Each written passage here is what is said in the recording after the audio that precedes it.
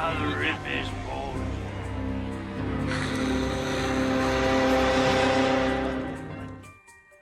Hey everyone, how's it going? It's Darth Shigong here, and welcome to another episode of Gaming on the Dark Side.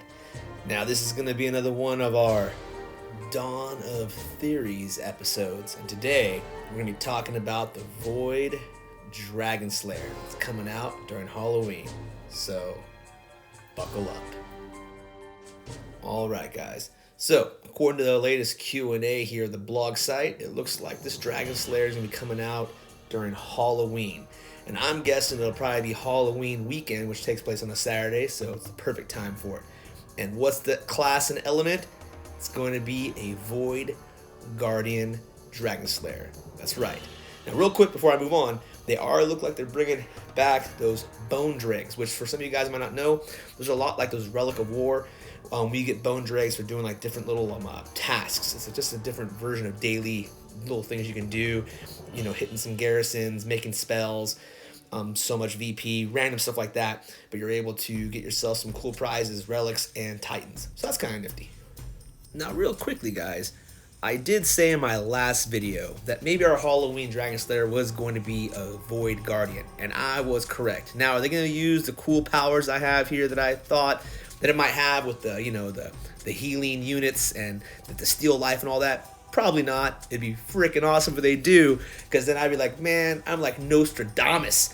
But right now, I am one for one when it comes to thinking which Dragon Slayer is coming next. And that helps me with the next part of this video. The little bit here that caught my attention was talking about what he's going to be based off of. And it looks like it's going to be someone from the Persian mythology, some kind of hero. So that led me to this video, and I got some ideas. Now, Persian mythology's got some pretty cool Dragon Slayer stories, and I did some digging around. And like I said, I may be completely off base, but since I got one thing right so far, I'm gonna press my luck and try some more predictions. Now, after doing some digging around online and looking at different Persian mythological heroes that fought dragons, I've got 5 candidates here. Now, I apologize if I mispronounced these, but I'm going to do my best. So we've got Gilgamesh, Garshasp, Ardasir, Sikander, and Rostam. Now I'm going to go through each of these guys real quickly so we just kind of get an idea, but I really do think that our Void Dragonslayer that's based off Persian mythology is going to be one of these 5 dudes. So I mean, yeah, I'm kind of hedging my bets with 5 things, but let's see how close I can get. Alright, so our first candidate here is Gilgamesh. Now, Gilgamesh was a major mythological hero. This guy is like all over the place, dude, and just straight up badass. However, you know, he's got some various tales to describe his exploits, and he battled a forest guardian called Humbaba, who some say was a dragon. And so if it's going to be based off of him, you're going to see Gilgamesh, and you're probably going to see some relics that are based off Humbaba. Alright, our next candidate here is Garshasp. Now, Garshasp was a Persian mythological monster slayer.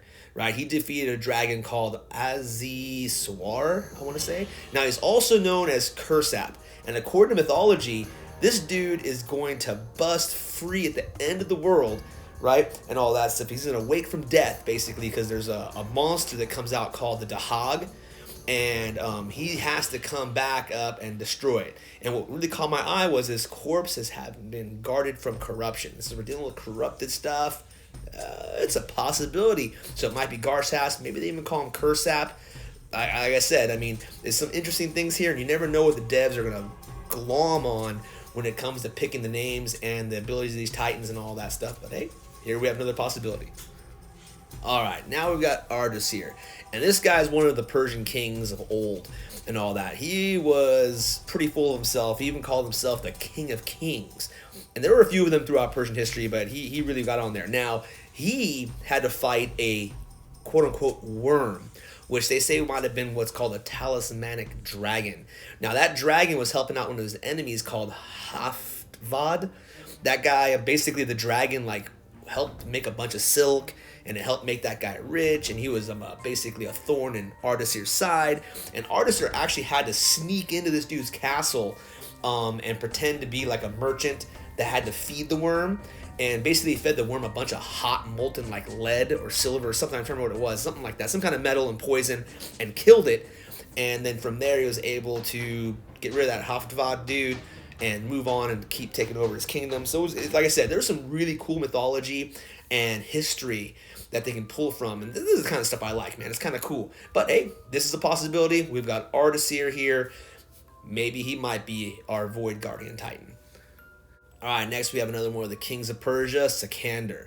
Now, this guy here, his tale was that he and his men had to slay a dragon that was guarding a mountain pass. They had to move their army someplace, and there was this village they were at, and they said, hey, the quickest way to get over there was through this mountain pass, but no one goes that way because there's a dragon. And basically, the way they got rid of that dragon, which was kind of interesting, is they basically starved the dragon for a day, because I guess the villagers were giving him food and sacrificing stuff to him. So they starved him for a day, and then they used dead cows that they filled with poison and metal. A lot of metal going in dragons to try and kill him there in these stories. And they used that to take this dude out.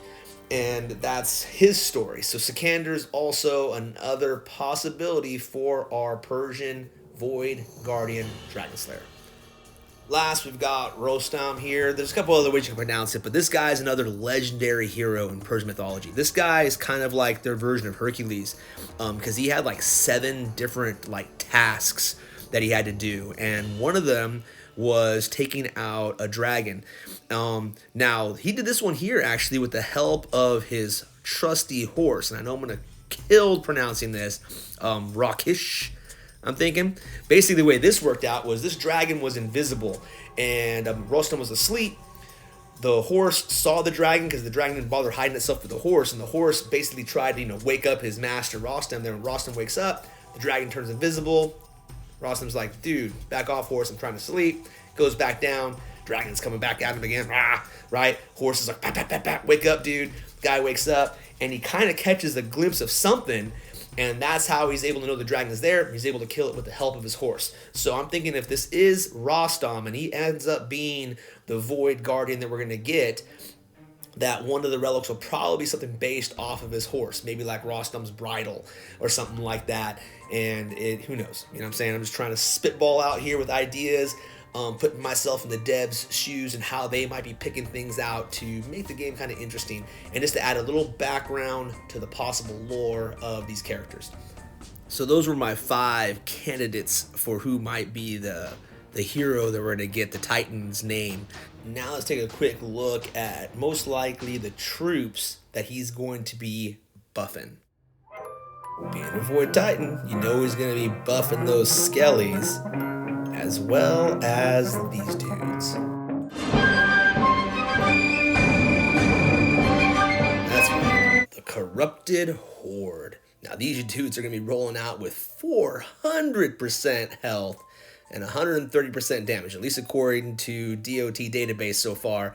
I also heard in one of the live streams, I think it was Vintage saying these guys come with an innate 70% resist to lightning, which is crazy, and just adds to the fact that they will hopefully be something that can stop Zabava. For everyone that's crying about not having someone that can stop Zabava. Now, since this is a theory crafting video, I figured why not look at some possible relics, or at least ideas. Like I said, I'm just kind of playing around with what the devs might be thinking, and giving them their names. So sometimes I always wonder, where do they get the cool names for these things? I'm just pulling up mythology. So I got Sikander's signet here. Now, this is obviously if it's Sikander that's going to be the guy, but you never know, they might just pick some random Dragonslayer stuff anyways. And you can see here, I said, you know what? I'm going to give it 80% Corrupted Horde health, 20% Horde critical, right? And that goes for all Horde, and then 40% Titan health. So it'd be an interesting relic, definitely something I would use on my Void Guardian, whether he's defending, and even heck if he's attacking, but definitely for my defense. Next, I've got the Head of Humbaba.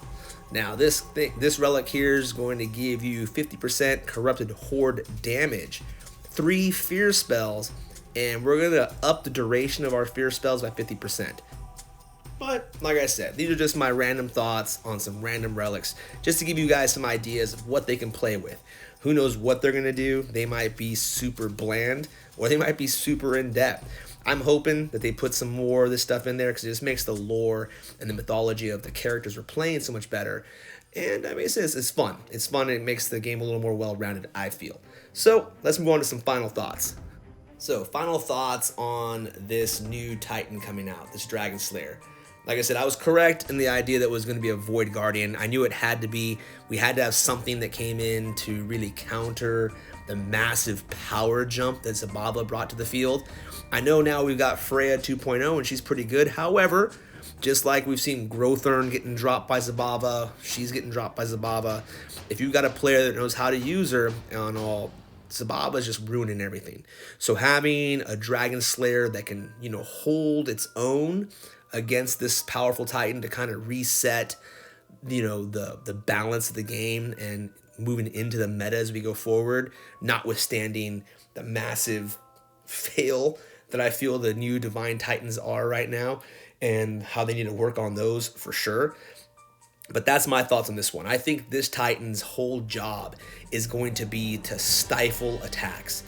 The greens you're going to get are going to be from timing things out. I don't see this Titan necessarily crushing the other person's army. I mean, it's definitely going to cause some troop loss and all that. But however, where the Pyrrhic victory, right? The Pyrrhic victory, those victories that end up costing you more than you gain, a Pyrrhic victory, is going to be in the fact that you waste so much time trying to drop this garrison that the other person will just be smacking your lands around and just destroying stuff and wiping your VP out, and it just won't be worth it. So a lot of people are gonna be like, I think I'll attack someone else. It's just not gonna be my thing. Until of course the next Dragonslayer comes out and drops this one next. So anyways, guys, I want to thank you again for chiming in for this episode of Gaming on the Dark Side, Dawn of Theories. Episode 2, by the way. And I'll talk about Dragon Slayers. Episode 2 was supposed to be about the new meta. I do have that video coming out, guys, so I apologize that wasn't this one. However, when this Q&A came out and I saw that it was going to be a Void Guardian Dragonslayer, just like I predicted, I was so excited. I wanted to make a real quick video to, well, one, do my victory dance, and then two, just kind of go deeper into my thoughts on what this guy could be based off the little bit of knowledge they gave us. Like some of the guys said in the live stream, the fact that they're not doing, live streams now, they're just getting out with blogs, it kind of puts it on us, right, to fill in a lot of these blanks and to almost be creating our own content and our own hype for the game that we all really love to play. So anyways, guys, thanks so much again for joining me. Please hit the like button, and that really helps out, to kind of get my videos out to more people. If you like my videos and you want to see more of them, definitely subscribe. That way you get notified when I have new videos coming out. I do have a lot of things planned for the future and all that for some of these things here, because I really like this game and I'm just having fun right now. This channel is really fun for me, and I'm really enjoying putting together some content for you guys, and I'm really, really happy with all the feedback I get from everybody. Please continue to put comments down there. I do my best to respond to everybody. If you guys have some ideas about the Dragon Slayers, or maybe possible relics or play styles, all that stuff, just put it down there because I love it. It's really cool to see you guys interacting, and yeah, I appreciate it. So anyways, guys, this is Darth Shigong, Gaming on the Dark Side, and I will see you guys in the game.